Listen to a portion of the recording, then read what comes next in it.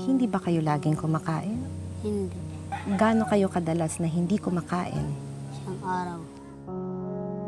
Isang buong araw hindi kayo kumakain? Paano ka nga ba mabubuhay? Meron! Kung salat sa lahat ng bagay. Bibisitahin namin ang itinuturing na isa sa mga pinakamahirap na bayan sa Pilipinas.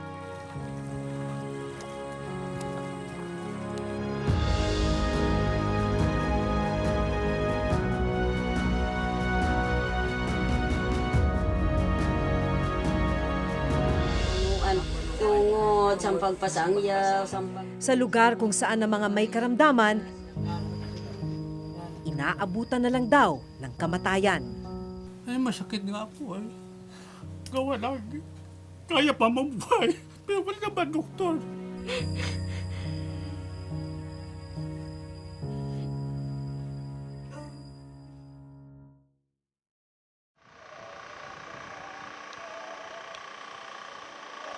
Bago marating ang bayan ng Silvino Lubos sa probinsya ng Northern Samar, ito ang kailangan naming daanan. Matarik, lubak-lubak, at maputik na kalsada.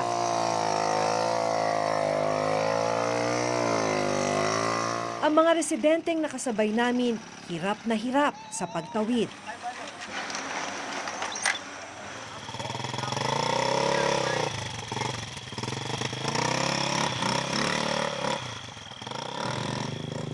Hindi biro makarating sa bayan.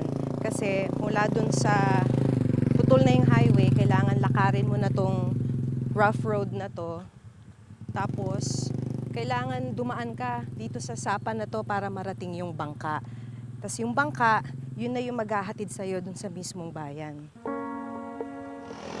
Ang iba, hirap ding maibiyahe ang kanilang kalakal.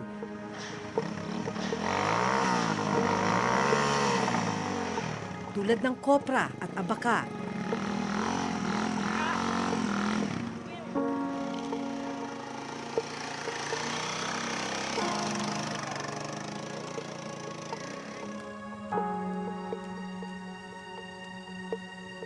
Nagpasya kaming lakarin na lang ang kalsada. Kasi madulas.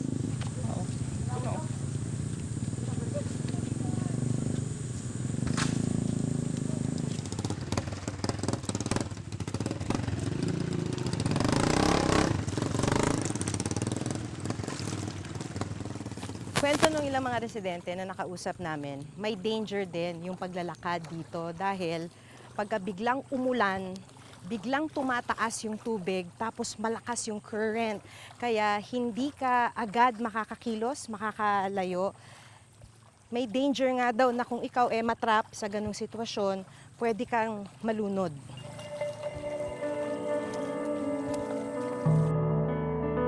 Makalipas ang nasa 15 minutong paglalakad, narating namin ang isang ilog.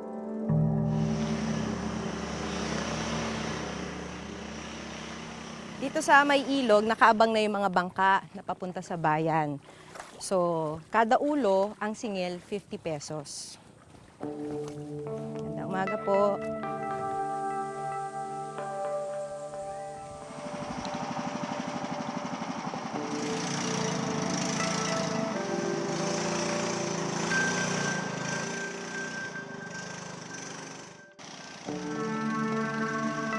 Pagkatapos ng 2 oras na biyahe mula sa sentro ng Northern Samar, narating namin ang barangay poblasyon sa bayan ng Silvino Lubos.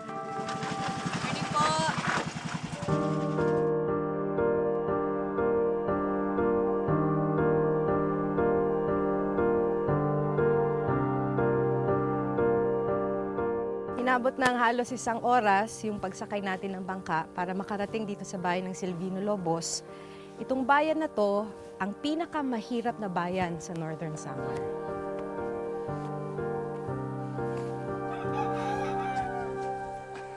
Sa may pantalan, nakilala ko ang 10 taong gulang na si Jules. kasama ang kanyang mga kaibigan. Nagbabaka sakali raw silang may darating para magpabuhat ng bagahe. Importante na may magpabuhat sa'yo. Bakit? Para saan yung pera? Minsan sa eskwelahan. Minsan pupunta ko sa sulok para makakita. Pag isang daan, pinupunta ko sa bahay pambili ng salinas. At bigas. Oh, Basta may makain lang. oh. 2 oras na silang naghihintay pero wala pa ring dumarating na pampasaherong bangka. Hanggang ilang saglit pa. Mabilis na nakipag-unahan si Jules sa ibang mga bata.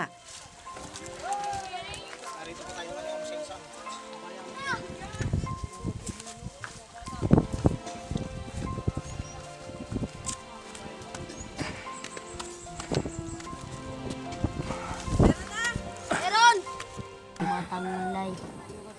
Masakit ang likod. Yung kamay. Yung kamay masakit. Oh. At yung dito sa liig. Tinitiis mo siya. Oo naman.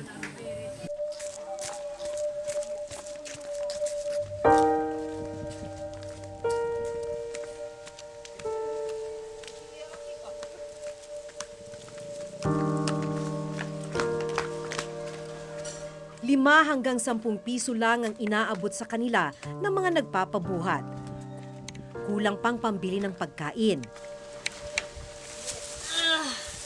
10 pesos. Anong bibiling mo dyan? Ipon lang muna. Nung umagang yon, wala pa palang laman ang tiyan niya. Pag pananghalian, wala. Bago ka matulog, wala. Oras na ng pananghalian, nagpasya kaming samahan si Jules pauwi sa kanilang bahay. So anong ginagawa mo pagka wala ng pagkain? Ito sa bahay. Tinutulog mo na lang na gutom ka? Ito yung kuprasan namin. Ito ang koprahan? Oo. So nagkukopra ka rin? Nagbubuhat ka rin? Oo naman. Ba't hindi kayo nagkukopra ngayon? Wala pa. Pagdating sa bahay, sinalubong ako ng lolo ni Jules na si Lolo Juanito. Hindi namin inasahan ang matutuklasan namin dito. Condolences po. Ano ho nangyari dun sa apo niyo? Yung sakit, yung mata, nagkasakit. Yung naniniring yung mata. Sa uma. Ngayon, dinala na dito sa amin. Dinala dito sa bahay. Kasi doon yung mga midwife. Wala kami dyan doktor eh. Masakit nga po eh. Gawa lang. Kaya pa mabuhay. Pero wala naman doktor.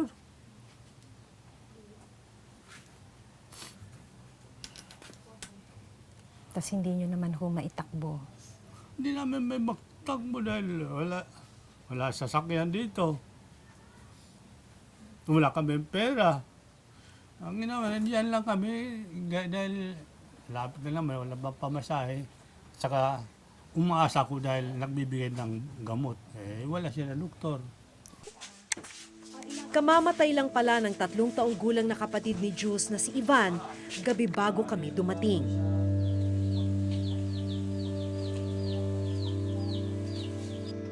Kwento ni Lolo Juanito at ng tatay ni Jules na si July, bigla na lang nahirapang huminga at nanilaw ang mga mata ni Ivan. Dinala nila ang bata sa Rural Health Unit sa bayan pero paracetamol lang ang naibigay dito. Sakit sa loob ko. Gawa na, kahit man mabuhay. Bakit namatay? 2 oras ang layo ng pinakamalapit na ospital sa kanilang bayan na kailangan pang tawirin ng bangka at habal-habal. Panghihinayang ni July, madadala na sana niya si Ivan sa ospital matapos siyang makapangutang ng 3,000 pesos na pambayad sa sasakyan at paunang bayad sa ospital. Pero hindi na ito inabutan ng bata. Pag uwi ko dito, ayun yung bata. Nakita ko iba na yung lagay niya, yung mukha niya. Sabi ko, sige, mangutang ako. Pumunta ko doon sa sa Barangay 1. nakautang ko ng, ng 3,000. Pambayad ko sana yung kupra. Tapos nakahiram ako ng motor. Sabi ko sa asawa ko, magbihis ka, alis tayo. Nung nagbibihis siya, nakita ko yung bata, gumanon. Binuhat ko agad, pinarga ko. Wala. Hanggang wala na. Inano ko siya, mouth-to-mouth recitation. Pinam ko yung dito, tapos mouth-to-mouth kami. Wala pa rin. Sabi ko, wala na. Sadyang mahirap daw ang buhay sa lugar nila. Maliit ang kita ni July sa pagkukopra. Yung kopra, mismo yung pahirap. Bumaba, tumaas yung bilihin. Samantala, umabot ng 40 hanggang 50 yung kilo. Dati, 1 kilo. Oo. Ngayon, magkano na ang bili? Ngayon dito na lang, 19. 19. Oo. Ibabiyahe nyo pa po yun. Bibiyahe pa, may bayad pa, bawat pagkarga, 50. Yung sasakyan, 50. 100 na bawat sako. So kayo po ba nararamdaman ninyo na pahirap ng pahirap yung buhay? Oo, pahirap ng pahirap talaga. Habang kausap namin ang lolo at magulang ni Jules, nakita namin siyang kumakain sa may labas ng kusina ng bahay. 3:00 ng hapon, ang unang kain niya ng araw na yon. Hindi ba kayo laging kumakain? Hindi. Gaano kayo kadalas na hindi kumakain? Isang araw. Isang buong araw hindi kayo kumakain? Walang kain? Wala. Ang malungkot dahil sa kawalan ng pera, wala rin silang pampagawa ng ataol para kay Ivan. Pagdayigon ang Santos nga Trinidad nga usa lang nga Kaya binalot na lang sa kumot ang bata. punuan tungod sa pagpasangyaw, sa pagtuo, waray sugat, nga kamaubay, o kamalulubuyo, ibig pasaylo, Kinahapunan, dumating ang kaibigan ni Lolo Juanito na gagawa ng ataol. Si Lolo Budok nagmalasakit, nagawa ng ataol si Ivan.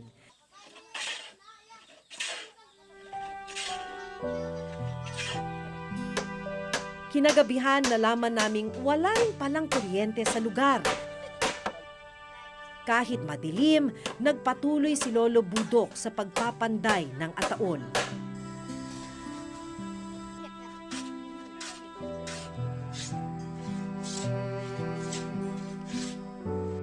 Hanggang sa maayos nang nailipat sa ataol si Ivan.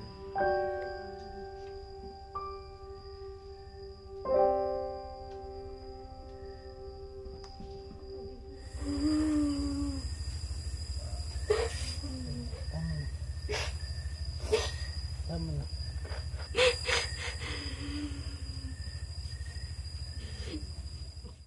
Kulang ng pagkain yung pamilya, kulang ng pagkain ng mga bata, ayun, magre-resulta ng malnourishment yung mga bata.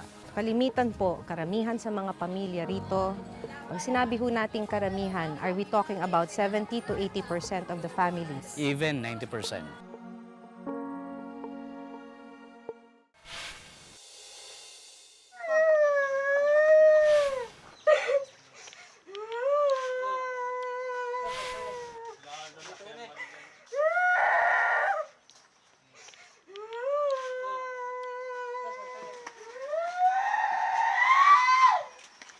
Dahil hindi na embalsamo, kinailangang ilibing kaagad ang bata kinabukasan.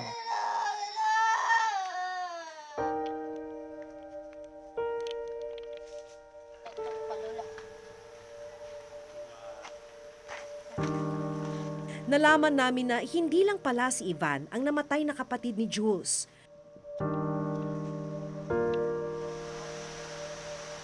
Noong 2003, namatay din ang nooy 3 buwang gulang niyang kapatid sa hindi na lamang dahilan.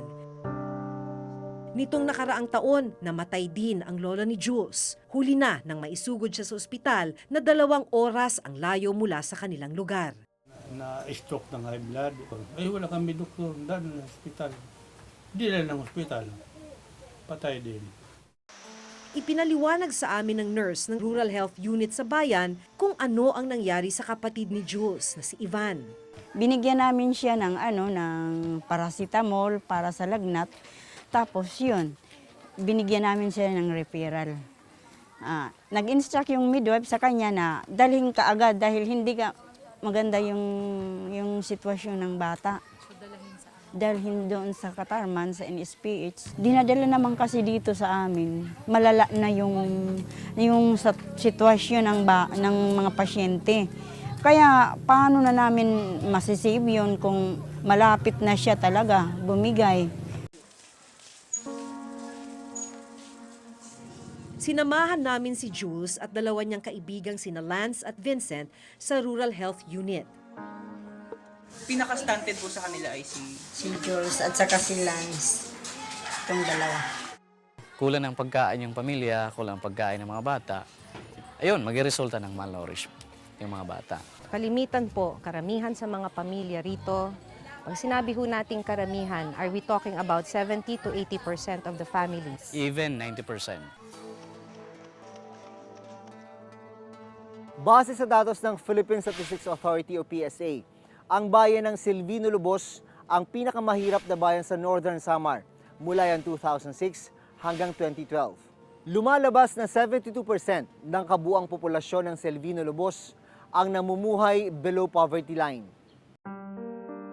Ang pagkamatay ng mga may sakit nang hindi nadadala sa ospital, pinatotohanan ng mismong alkalde ng Silvino Lubos. Karamihan, ganun ang nangyayari kasi yung mga magulang na o kaya kamag-anak ng namatayan, hindi nila kaya mag-transport papunta doon sa ibang bayan na mayroon mga ospital o ganun. Kaya karamihan namamatay na lang kasi walang pera sila eh. Bakit po nananatiling pinakamahirap na bayan ang bayan ninyo? Karamihan ng mga tao dito magsasaka lang. Tapos kung meron sila mga produkto na ibibenta nila doon sa Katarman o ganun, mahirap mag-transport ng kanilang mga produkto. Nagpapahirap dito ng aming bayan, yung transportation. Ginagawa namin ang makaya namin na para mapabuti ang bayan namin. Ayon kay Mayor Espinar, mahigit 85 million pesos ang IRA o Internal Revenue Allotment ng bayan ng Silvino Lubos. Maliit na porsyento lang nito ang napupunta sa social services, kabilang ang healthcare, edukasyon at food subsidy. Nagbabudget naman kami dito. 55% papunta sa PS, yung personal services. So kalahati po ng budget napupunta sa pasweldo? 55%. 55%. 55%. So kung bibilangin po natin, magkano po ang napupunta sa social services? Kasi kasama doon yung health services na yun, under social. Opo, kasama yung health. Mga 15 to 20%. Ang kanilang hirap tila isang siklo na. Kaya si Jules nagsisikap para sa pangarap na maiahon sa hirap ang pamilya. Bakit pumapasok ka pa rin? Ang importante makapasok ako. Pinaghirapan ng pamilya ko yun. So wala kang balak iwanan yung pag-aaral mo? Ano ba pangarap mo? Maging pulis. Mabuti ang buhay namin. Kasi wala kang kinakain. Sa kabila ng pagiging mahirap ng Silvino Lubos, nadaanan namin ang kalsadang ito na hindi tapos at dalawang school building sa Silvino Lubos Vocational High School na inabandona.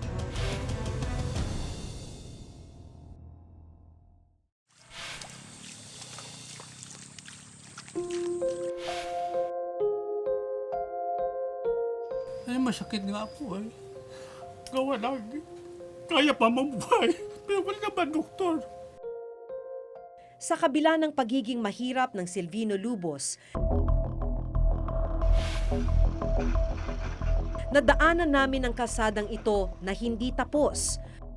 Parang andyan naman yung hope na paunti-unti magkakaroon ng kalsada. Pero so far, hindi pa rin natatapos. At dalawang school building sa Silvino Lubos Vocational High School na inabandona. Dapat sana na turnover na ito, natapos ito noong January 18, 2018. Tingnan nyo naman, poste lang eh. Sa aming susunod na report, Sisiyasatin ng Reporter's Notebook kung bakit hindi tapos. Iniwang nakatenga at hindi napakikinabangan ang mga proyektong makatutulong sana sa mga mahihirap na residente ng Selvino Lobos. Hanggang sa susunod na Huwebes, ako si Jun Veneracion. Ako si Maki Pulido at ito ang nakatala sa aming Reporter's Reporter's Notebook. Notebook.